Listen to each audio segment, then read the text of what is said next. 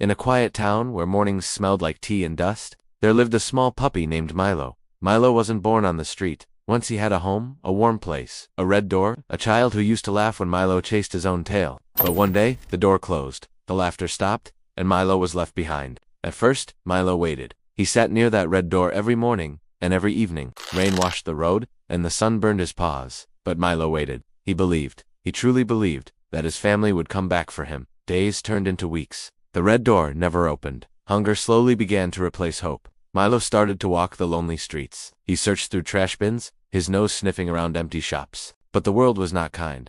Sometimes people threw stones, sometimes they just shouted, "Go away." Milo couldn't understand why. He only lowered his head and walked on, his small tail tucked between his legs.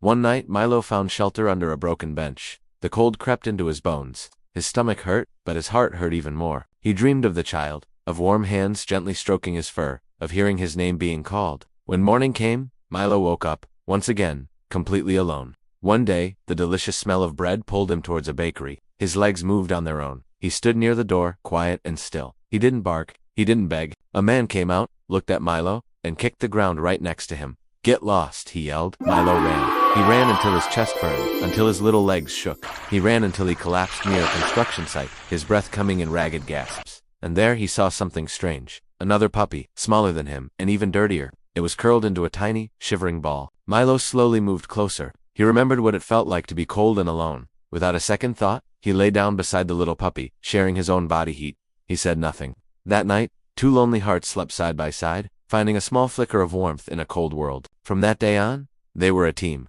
They searched for food together. They avoided danger together. They survived together. But the small puppy was weak, and one evening, it couldn't stand up. Milo panicked. He barked and pulled at his new friend, trying to get him to move. He cried, a desperate sound lost in the city noise. No one came.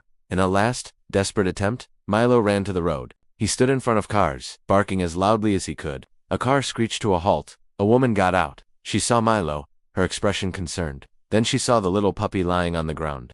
For the first time in a very long time, someone didn't shout. She knelt down, her eyes soft with pity. "Oh, you poor souls." She gently wrapped the small puppy in her soft scarf, then looked at Milo. "Come," she said, her voice a gentle invitation. Milo hesitated. He had trusted before, and that trust had led to heartbreak. But looking at the woman's kind face, he decided to take a chance. He followed. The woman took them to her home. She gave them food, she gave them warmth, and most importantly, she gave them quiet peace. The small puppy quickly recovered, his tail wagging with newfound energy. Milo watched from a distance, cautiously.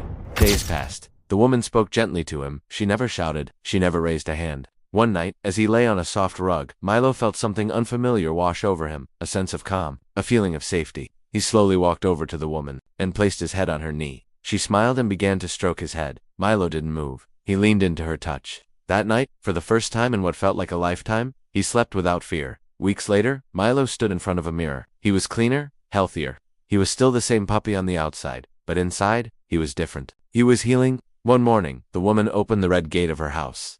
The sound of children's laughter filled the air. Milo's heart skipped a beat, a flicker of old memories. But this time, when the door opened, it didn't close again. It stayed open for him. Milo finally understood. Some losses teach you pain. Some journeys teach you strength. And some hearts, even broken ones, can learn to smile again when they are ready.